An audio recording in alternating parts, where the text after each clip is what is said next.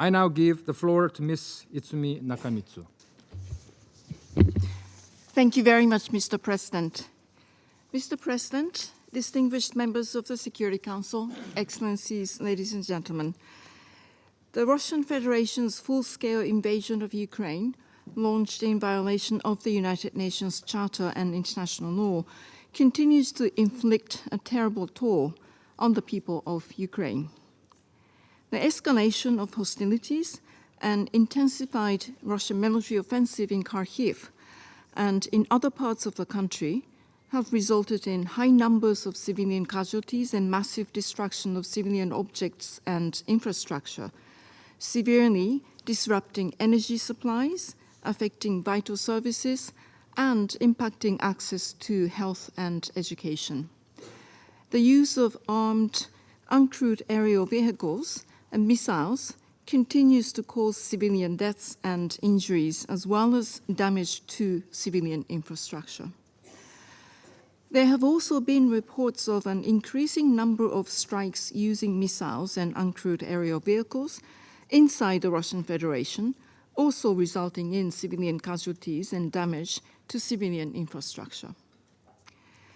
Just like any other weapons or weapons systems, armed uncrewed aerial vehicles and missiles must not be used in a manner inconsistent with international humanitarian law. The continued and intensified attacks affecting civilians and civilian infrastructure are deeply concerning.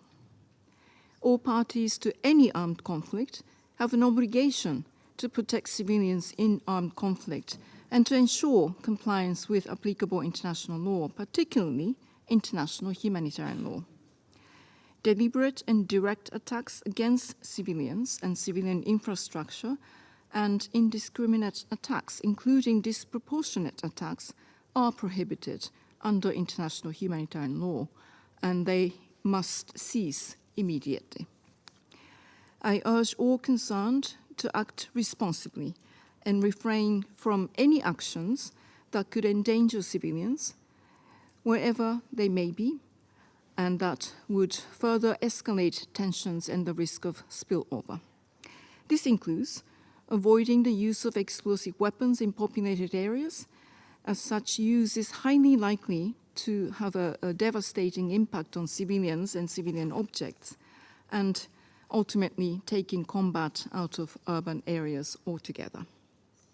Mr. President, the provision of military assistance and transfers of arms and ammunition to the Ukrainian Armed Forces have continued. Information from governments regarding their transfers is accessible through open sources. These transfers have reportedly included heavy conventional weapons such as battle tanks, armored combat vehicles, combat aircraft, helicopters, large calibre artillery systems, missile systems, and uncrewed combat aerial vehicles, as well as remotely operated munitions, small arms, and light weapons and their ammunition. There have also been reports of states transferring or planning to transfer weapons such as uncrewed aerial vehicles, ballistic missiles, and ammunition to the Russian armed forces, and that these weapons have been used in Ukraine.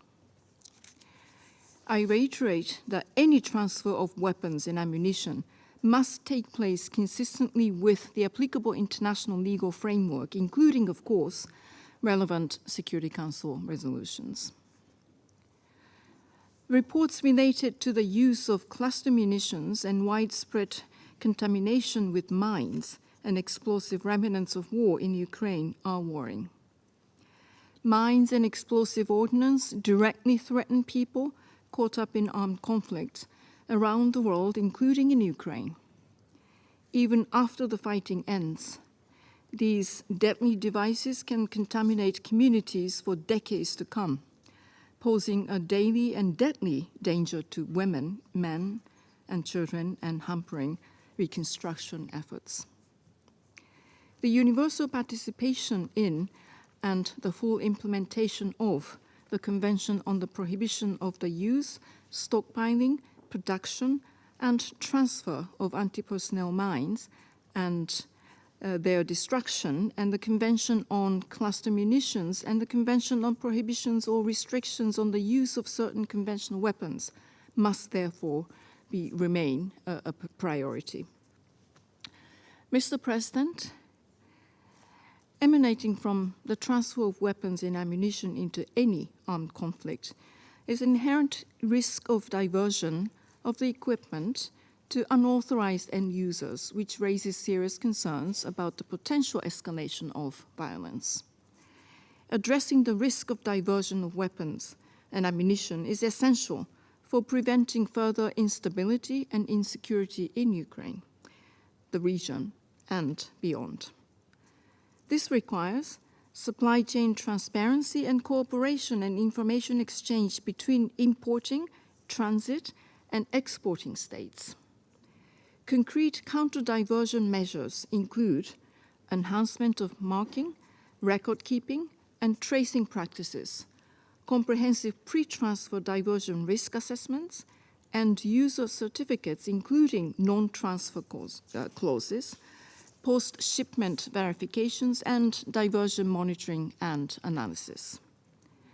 Effective physical security and stockpile management of arms and ammunition, as well as customs and border control measures, are also key. The Arms Trade Treaty, the Protocol against the illicit manufacturing of and trafficking in firearms, their parts and components in ammunition, the Firearms Protocol, the Program of Action on Small Arms and Light Weapons and its International Tracing Instrument, and the Global Framework for Through-Life Conventional Ammunition Management are some of the arms control instruments established by states to prevent the diversion of conventional arms and regulate the international arms trade. Mr. President, since 24th of February 2022, the Office of the High Commissioner for Human Rights, OHCHR, has verified that the ongoing war in Ukraine has killed 11,126 civilians and injured 21,863. The actual figures are likely to be considerably higher. It is deeply concerning that the number of civilian casualties in May, documented by the Human Rights Monitoring Mission in Ukraine, was the highest since June 2023. Such human suffering cannot continue. Mr. President, distinguished members of the Security Council, states must avoid taking any actions that could lead to further escalation and possible miscalculation. As I have repeatedly stated, we need a just and lasting peace in Ukraine in line with the UN Charter, international law, and relevant General Assembly resolutions. I thank you very much for your attention. I thank Ms. Nakamitsu for her briefing.